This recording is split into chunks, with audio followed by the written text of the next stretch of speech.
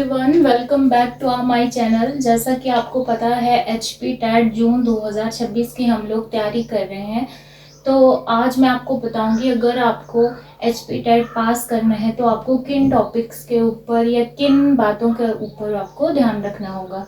तो first of all आपको जो है एचपी टेट जून 2026 जो है क्रैक करना है, तो आपको पहले PYQ करने होंगे। 10 ईयर्स के आपने PYQ करने हैं। देन CDP की आपने थ्योरीज बहुत अच्छे से कर लेनी है।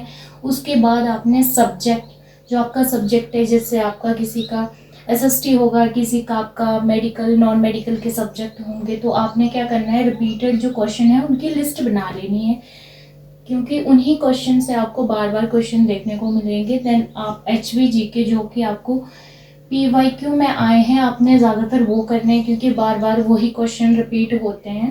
ठीक है।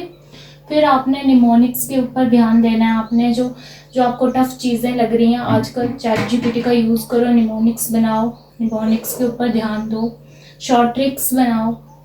देन पेडागोजी कीवर्ड, आप पेडागोजी के ऊपर ध्यान दीजिए, पेडागोजी के कीवर्ड्स बनाइए। ठीक है। अगर आपको ये चाहिए होंगे तो मैं आपको एक वीडियो इन पे भी बना दूंगी।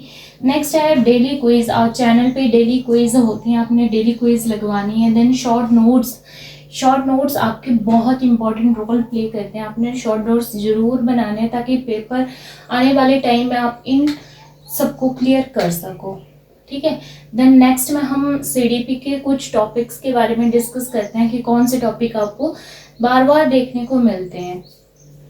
साइकोलॉजी के रिपीटेड क्वेश्चन की तो आपने क्या करना है, सबसे पहले आपने जो ऑल थ्योरीज है, जैसे जीन पियाजे की थ्योरी है, वाइगोत्स्की की थ्योरी है, कोलबर्ग की थ्योरी है, स्किनर की है, पैवलर की है, आपने सारी थ्योरीज के नोट्स बना लेने हैं, शॉर्ट नोट्स बनाने हैं, निमोनिक्स के थ्रू, ट्रिक्स के थ्रू बना लेने हैं, ताकि आपको पेपर में कोई तंगी ना हो। जो कोलबर्ग की थ्योरी है, स्किनर की है, पैवलर की, सबकी आपने शॉर्ट नोट्स बना लेने हैं। देन उसके बाद आपने इंटेलिजेंस जो आपका चैप्टर है, उससे भी बार बार क्वेश्चन रिपीट होते हैं, तो आपने वो उसके ऊपर ध्यान देना है। देन आईक्यू में सबसे ज़्यादा आईक्यू का फॉर्मूला किसने दिया था, आईक्यू का फॉर्मूला एक्चुअल में होता क्या है। देन उसके बाद आप ग्रोथ एंड डेवलपमेंट, ये ऐसा टॉपिक है जो कि नंबर बहुत ज़्यादा इंक्रीज करता है। 3 से 4 क्वेश्चन यहाँ से देखने को आपको ज़रूर मिलते हैं। देन उसके बाद जेंडर इश्यूज के ऊपर कि स्टीरियोटाइप क्या होता है, बाइसनेस क्या होती है। ठीक है। उसके बाद आपको लर्निंग डिसेबिलिटीज़ के ऊपर ध्यान देना है कि लर्निंग डिसेबिलिटीज़ क्या होती है। मोटिवेशन आपका एक चैप्टर है, इसके ऊपर ध्यान देना है। और मेन सबसे ज़्यादा आपको फोकस करना है कि मल्टी डायमेंशनल इंटेलिजेंस होती क्या है। आपको बहुत सारी इंटेलिजेंस के बारे में पूछा जाता है। देन लास्ट में मैं आपको यही बोलूँगी कि PYQ आपने ज़रूर कर लेने हैं, क्योंकि PYQ ही आपका क्वेश्चन जो है पेपर जो है सेट करते हैं। क्योंकि जितने भी PYQ आपको प्रीवियस ईयर में आए हैं वही PYQ आपको आते हैं। ठीक है।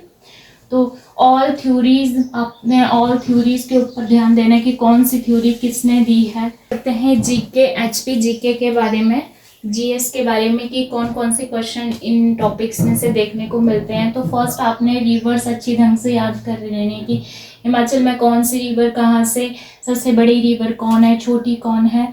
लेक्स आपने देख लेने हैं, पीक्स देख लेनी है आपने, इम्पॉर्टेंट प्लेस, महत्वपूर्ण जगह कौन कौन सी, हिमाचल प्रदेश की कौन सी जगह किसके लिए फेमस है, कहाँ पे सबसे ज़्यादा आलू होते हैं, कहाँ पे सब क्या सबसे ज़्यादा कहाँ का फेमस है।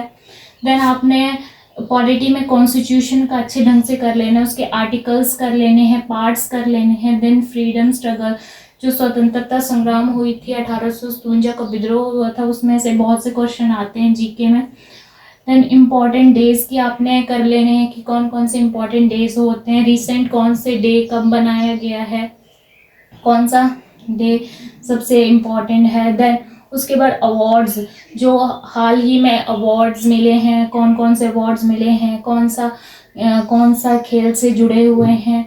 देन स्पोर्ट्स, कौन सी स्पोर्ट किस खेल से संबंधित है, किस खेल में कितने खिलाड़ी होते हैं, रिसेंट खेल के बारे में आपसे पूछा जा सकता है। देन उसके बाद आपने स्कीम्स के ऊपर ध्यान देना कि कौन सी स्कीम हिमाचल प्रदेश में लागू हुई है, ये इंडिया में लागू हुई है, किसके लिए होता है, है ना। तो आपने इन सब के ऊपर ध्यान देना है, क्योंकि यही क्वेश्चन जो आपके पेपर में नंबर जो है ज़्यादा करते हैं। अच्छे ढंग से कीजिए आप अपनी तैयारी।